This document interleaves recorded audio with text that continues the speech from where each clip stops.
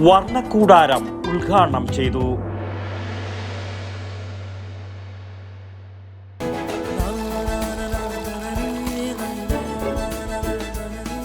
നിങ്ങൾ കഴിക്കണം, ജനതയുടെ പാലും നെയ്യും ഭക്ഷണത്തിന്റെ ഭാഗമാക്കണം. ആരോഗ്യമുള്ളവർക്കേ നാളെയുള്ളൂ.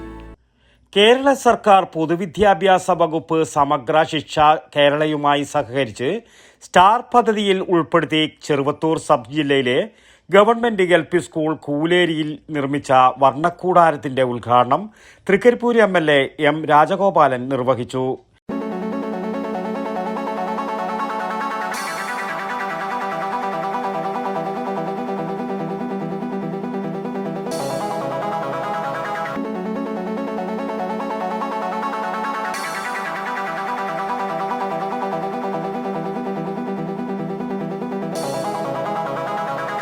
കുറച്ചു കൊല്ലം മുമ്പ് കൂലേരി സ്കൂൾ എന്ന് പറഞ്ഞാൽ വളരെ ചെറിയ ഒരു സൗകര്യങ്ങളൊന്നും ഇല്ലാത്ത ഒരു കെട്ടിടമായിരുന്നു, വലിയ കഷ്ടപ്പാടായിരുന്നു. അതിനുശേഷമാണ് ഈ അതിമനോഹരമായ കെട്ടിടം നമുക്ക് നിർമ്മിക്കാൻ കഴിയുന്നത്. സർക്കാരിന്റെ ഫണ്ട് ഉപയോഗിച്ചു ഗ്രാമപഞ്ചായത്തിന്റെ വക അതിമനോഹരമായ ഓഡിറ്റോറിയം ഇപ്പോ വർണ്ണക്കൂടാരം ജില്ലാ പഞ്ചായത്ത് SSKയുടെ വകയുള്ള വർണ്ണക്കൂടാരം എല്ലാം കൂടി നമ്മുടെ കുഞ്ഞുങ്ങൾക്ക് അടിച്ചു പൊളിക്കാൻ പറ്റുന്ന.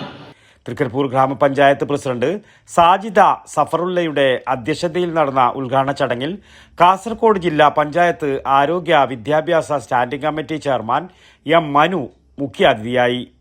പ്രീ പ്രൈമറി രംഗത്ത് അന്താരാഷ്ട്ര നിലവാരമുള്ള പഠന സൗകര്യം ഒരുക്കുക എന്ന ലക്ഷ്യത്തോടെയാണ് വർണ്ണക്കൂടാരം പദ്ധതി നടപ്പിലാക്കുന്നത്. കാസർഗോഡ് DPC ബിജുരാജ് VS പദ്ധതി വിശദീകരിച്ചു.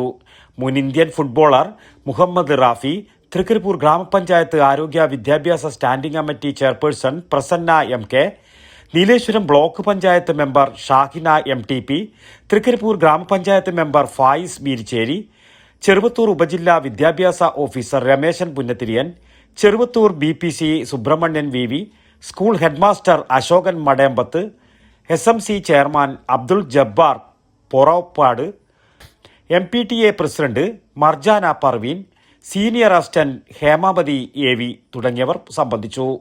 News bureau, Thrikaripur. ശ്വാസം വലിച്ചോട്ടെ. എത്ര വയസ്സ് വരെ പാൽ കൊടുത്തു? 1 വയസ്സ് വരെ.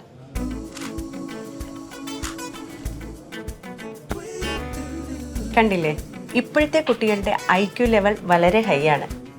അത് നിലനിർത്തണമെങ്കിൽ പ്രോട്ടീനും കാൽസ്യവും അടങ്ങിയ ശുദ്ധമായ പശുവിൻ പാൽ ദിവസവും കൊടുക്കും.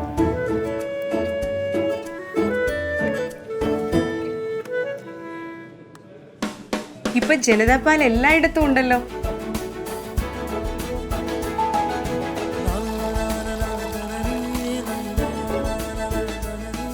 നിങ്ങൾ കഴിക്കണം, ജനതയുടെ പാലും നെയ്യും ഭക്ഷണത്തിന്റെ ഭാഗമാക്കണം.